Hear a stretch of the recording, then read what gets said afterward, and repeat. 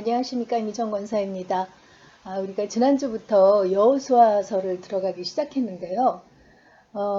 아무래도 이렇게 멈춰 서 있는 시간 속에서 전해주신 말씀보다 시간의 흐름을 따라서 스토리가 전개되는 그 이야기는 조금 더 흥미로운 것 같아요. 여호수아의 이 부분도 굉장히 우리가 흥미를 가지고 이렇게 접근할 수 있는 그런 부분인데요. 오늘 들어가는 여호수아 2장은 그 유명한 여리고 정탐 사건의 이야기입니다. 여리고 정탐 사건에서 등장하는 유명한 인물이 기생 라합이죠. 기생 라합이 정탐꾼을 숨겨줌으로써 그가 성경에서 굉장히 그 유명한 인물이 되는 그런 장이라고 할 수 있겠습니다.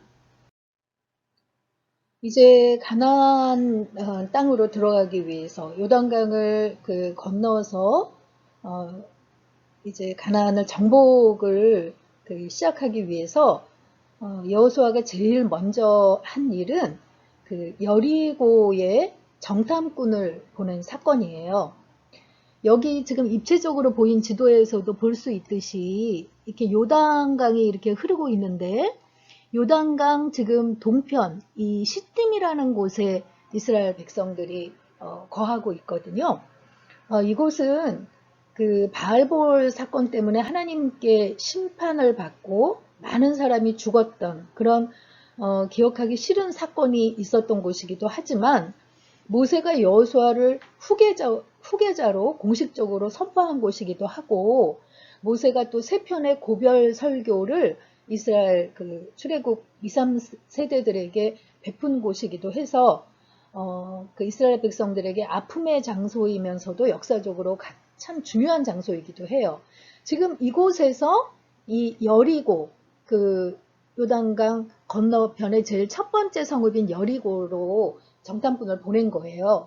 이 여리고 성읍에 관한 것은 나중에 여호수아 6장에서 여리고를 정복할 때 이 성의 특징이라든가 성격에 대해서 더 이렇게 자세히 그때 알아보도록 하고요. 이제 첫 번째 성읍인 이 여리고에 정탐꾼을 보낸 거예요. 여리고에 들어가서 제일 먼저 기생 라합의 집에 들어가게 되는데 이 기생 라합의 집에 들어가게 된 것은 이 여리고 성읍에서 요단강 건너편에 수많은 200만 명가량이 진치고 있는 이스라엘 백성들이 지금 요단강을 건너서 가나안 땅으로 들어오려고 준비하고 있다 하는 소식을 이미 그 땅 왕을 비롯해서 다 알고 있었던 거죠. 이스라엘 백성들에 대한 이야기를 나중에 라합의 고백에서도 알 수 있듯이 홍해 바다를 건너고 애굽이라는 땅에 10가지 재앙을 베푸신 그런 하나님에 관한 이야기, 그런 하나님의 인도하심을 받은 이스라엘이라는 나라에 대해서 소문을 듣고 굉장히 두려움으로 얼마나 경비를 철저하게 하고 있었겠어요. 그런데 요단강을 건너서 정탐꾼이 들어왔다는 소식이 벌써 여호수아 여리고의 왕의 귀에 들어가서 기생 라합의 집으로 들어갔다는 소리를 듣고 이렇게 찾아오게 되는 것을 봅니다.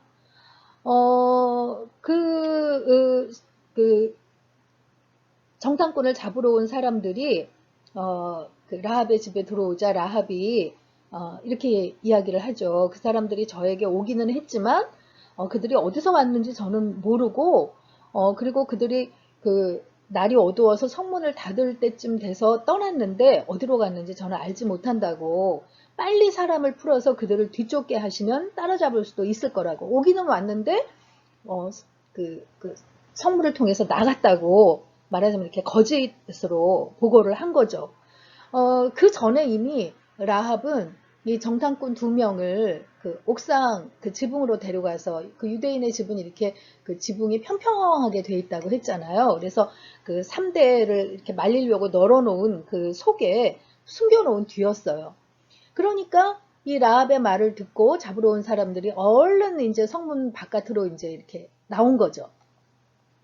나와서 그 사람들을 잡으러 가니까 이 사람들이 나가자마자 이 성문이 닫혔어요. 그러니까 라합이 그거를 알고 이제 빨리 쫓아가면 잡을 수 있을 거라고 그렇게 이야기를 했던 거죠. 성문이 닫히면 아무리 여기 군사라고 해도 다시 들어올 수가 없거든요.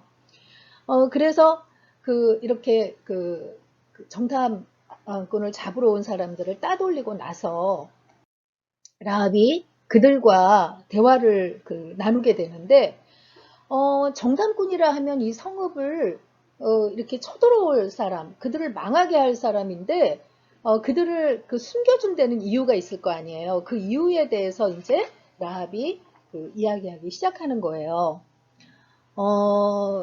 그 라합이 이들에게 한 이야기는 뭐냐면, 여호와께서 이 땅을 이스라엘에게 이미 주셨다는 것을 알았다는 이야기예요. 라합이 어떤 이야기를 하냐면, 이미 여리고는 이스라엘 사람들한테 그 사람들 때문에 이제 공포에 사로잡혀 있고, 한결같이 여기 주민들은 간담이 서늘해져 있다. 그 이유는 바로 여호와께서 행하신 일을 들었다는 거예요.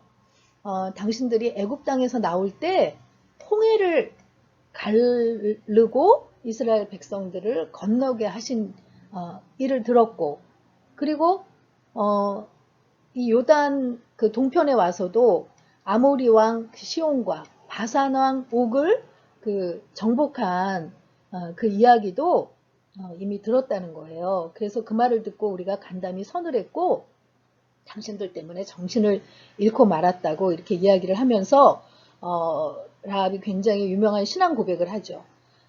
과연 주님, 당신들의 하나님만이 위로는 하늘에서 아래로는 땅 위에서 참 하나님이십니다. 라고 고백을 한 거예요.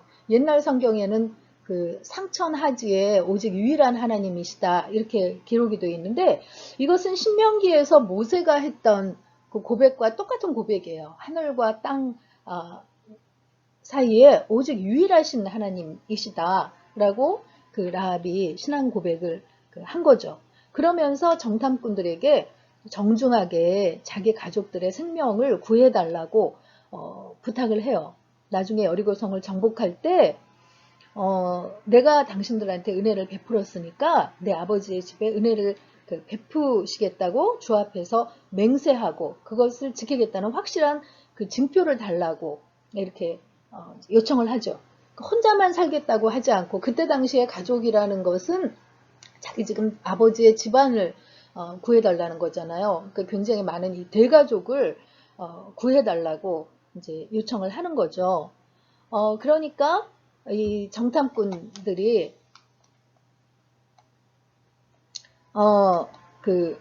우리가 목숨을 내놓고라도 약속한 것을 지키겠다고 우리 일을 안전하게 아무에게도 이렇게 알리지 않고 지켜준다면 우리에게 이 땅을 주실 때 우리 목숨을 내놓고라도 성실을 다해서 그때 집안을 구하겠다고 이렇게 약속을 하죠. 이 약속을 지키는 내용은 나중에 6장에서 정복할 때 그대로 기록이 되어 있습니다. 그래서 라합이 그들을 이제 그 정탐꾼들을 도망가도록 도와주는 내용이 이어져 있는데요. 이 여리고성을 입체적인 단면도로 보면 이렇게 굉장히 견고한 성읍으로 외벽과 내벽 이렇게 성벽이 이렇게 크게 지어져 있는데 이 내벽과 외벽 사이에 이 성벽 위에 있는 이쯤에 지금 라합의 집이 있었던 거죠. 그래서 이 외벽 아래 바깥으로 이렇게 밧줄을 늘어뜨려 가지고 이 정탐꾼을 이제 바깥으로 여리고 바깥으로 이렇게 도망갈 수 있도록 내려줬어요. 그래서 라합에게 은혜를 입은 정탐꾼들은 라합에게 약속을 꼭 지키겠다고 약속하면서 그들을 달아내린 창문에 이렇게 붉은 줄을 매달아 두라고 어, 알려줍니다. 그 붉은 줄을 매단 집은 나중에 여리고를 정복할 때 그 집안의 사람들을 구해주겠다고 이렇게 그 약속을 하는 거죠. 마치 그 출애굽 사건 때 6월절 사건에서 이스라엘 백성들의 집은 어린 양을 잡아서 그 문설주와 인방에 붉은 피를 이렇게 칠해 놓은 집은 죽음의 사자가 건너갔던 것처럼 이 붉은 줄을 매달면 이 집을 구원하겠다는 거예요. 나중에 신약에서는 예수 그리스도의 그 구원의 피와도 그 관계가 있는 그것을 예표하는 그런 사건이라고 할 수 있죠. 그리고 이제 그 정탐꾼들이 여리고에서 다시 이제 시딤으로 그 돌아왔어요. 그 두 명의 정탐꾼들이. 그래서 그 정탐꾼들이 그 여호수아에게 그 보고를 하는데 그들이 여호와께서 그 땅을 우리 손에 넘겨주신 것을 알고 그 땅의 모든 주민들이 우리를 무서워하고 있다라고 이렇게 그 보고를 합니다. 우리가 그 민수기에서 12명의 정탐꾼 사건을 기억하고 있는데 12명 중에서 10명은 부정적인 보고를 하고 2명만 갈렙과 여호수아만이 그 하나님 편에서 보호를 했잖아요. 그 여호수아는 그것을 기억하고 물론 여리고가 작은 성읍이기 때문에 그러기도 했지만 2명의 정탐꾼만을 보내서 이들이 또 그 여호수아 앞에 긍정적인 보고를 하게 되는데 이 두 사람 중에 한 사람이 유다 지파의 그 살몬이라는 사람이라고 이제 성경에는 기록되어 있지 않지만 다른 그런 그 자료들에서 기록을 하고 있다고 해요. 그래서 그 살몬과 나중에 그 라합이 결혼을 하게 됩니다. 이제 나중에 이제 가나안 땅을 정복하고 나서요. 그래서 그 라합이 보아스를 낳게 되는데요. 그 보아스는 우리가 잘 알듯이 룻과 결혼을 하잖아요. 그래서 우리가 룻의 시어머니 그러면 나오미만 기억하게 되는데 보아스의 어머니인 라합도 역시 룻의 시어머니가 되게 되는 거죠. 그래서 보아스와 룻이 오벳을 낳고 오벳이 이새를 낳고 이새가 다윗을 낳아서 그 다윗의 그 이제 그 조상이 되게 되고요. 그 다윗의 그 가문에서 예수님이 낳게 돼서 결국은 그리스도의 그 족보에 오르는 인물이 되게 돼요. 이 라합이 성경에서는 기생이라는 그 소개가 되는데 그 히브리어 원문을 보면 창녀라고 기록이 되어 있거든요. 그러니까 굉장히 부끄러운 직업을 가진 여인이었음에도 불구하고 하나님을 상천하지에 한 분이신 하나님으로 고백하는 신앙 고백을 하고 그것을 이제 그 행동으로 옮기는 그런 그 여인이 돼서 예수님의 족보에까지 오른 인물로 유명한 인물로 기록이 되어 있는 거죠. 그래서 나중에 신약에서도 히브리서에서는 믿음장의 11장에서 믿음으로 기생 라합은 정탐꾼을 평안히 영접하였으므로 순종하지 아니한 자와 함께 멸망하지 아니하였다 하고 믿음의 인물로 기록을 하고 있습니다. 그리고 또 그 행동을 중요하게 여기는 야고보서에서는 또 그 라합이 기록이 되고 있는데 이와 같이 기생 라합이 사자들을 접대하여 다른 길로 나가게 할 때에 행함으로 의롭다 하심을 받은 것이 아니냐. 그 생각한 믿음으로만 하고 그 행동으로 옮기지 않았으면 이런 그 위대한 인물로 유명한 인물로 성경에 기록되지는 않았을 거라는 거예요. 그래서 행함의 인물로 또 라합을 기록하고 있어요. 그래서 이 라합이 여호수아서에서 여인들이 별로 등장하지 않는데 그 유일한 그 여인으로 등장하면서 이렇게 예수님의 족보에까지 오르게 된 그 정탐꾼 사건을 기록한 장이 2장입니다. 그래서 오늘의 그 묵상 포인트는요. 지금은 눈에 보이지 않지만 앞으로 하나님이 이루어 주시리라고 믿고 있는 일이 있으신가요? 하는 그 주제입니다.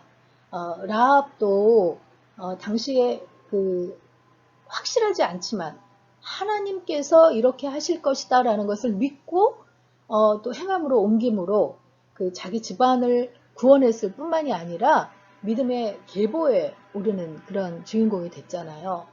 그것처럼 우리도 아직 그 눈앞에 이루어진 것은 없지만 믿음으로 선포하면서 하나님이 이루어 주시리라고 믿고 그 소망을 품는 그런 일들, 그것을 한번 묵상해 보는 그런 시간이 되었으면 좋겠습니다.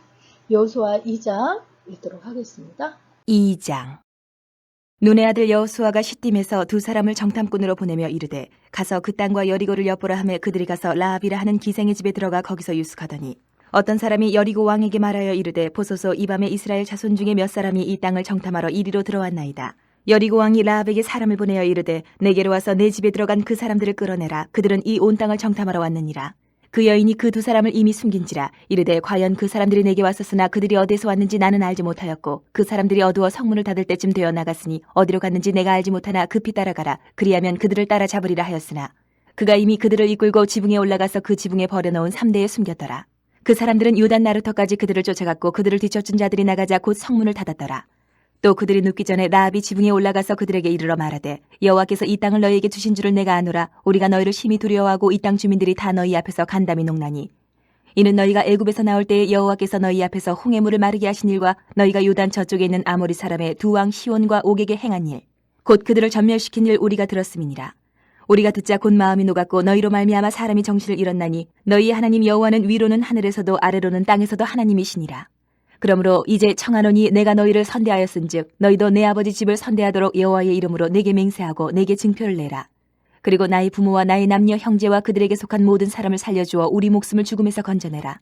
그 사람들이 그에게 이르되 내가 우리의 이 일을 누설하지 아니하면 우리의 목숨으로 너희를 대신할 것이요 여호와께서 우리에게 이 땅을 주실 때에는 인자하고 진실하게 너를 대우하리라. 라합이 그들을 창문에서 줄을 달아내리니 그의 집이 성벽 위에 있으므로 그가 성벽 위에 거주하였습니다. 라합이 그들에게 이르되 두렵건대 뒤쫓는 사람들이 너희와 마주칠까 하노니 너희는 산으로 가서 거기서 사흘 동안 숨어 있다가 뒤쫓는 자들이 돌아간 후에 너희의 길을 갈지니라. 그 사람들이 그에게 이르되 내가 우리에게 서약한 이 맹세에 대하여 우리가 허물이 없게 하리니 우리가 이 땅에 들어올 때에 우리를 달아내린 창문에 이 붉은 줄을 매고 내 부모와 형제와 내 아버지의 가족을 다 내 집에서 모으라. 누구든지 내 집 문을 나가서 거리로 가면 그의 피가 그의 머리로 돌아갈 것이요 우리는 허물이 없으리라. 그러나 누구든지 너와 함께 집에 있는 자에게 손을 대면 그의 피는 우리의 머리로 돌아오려니와 내가 우리의 이 일을 누설하면 내가 우리에게 서약하게 한 맹세에 대하여 우리에게 허물이 없으리라 하니 라합이 이르되 너희의 말대로 할 것이라 하고 그들을 보내어 가게 하고 붉은 줄을 창문에 매니라. 그들이 가서 산에 이르러 뒤쫓는 자들이 돌아가기까지 사흘을 거기 머물매 뒤쫓는 자들이 그들을 길에서 두루 찾다가 찾지 못하니라. 그 두 사람이 돌이켜 산에서 내려와 강을 건너 눈의 아들 여호수아에게 나아가서 그들이 겪은 모든 일을 고하고 또 여호수아에게 이르되 진실로 여호와께서 그 온 땅을 우리 손에 주셨으므로 그 땅의 모든 주민이 우리 앞에서 간담이 녹더이다 하더라.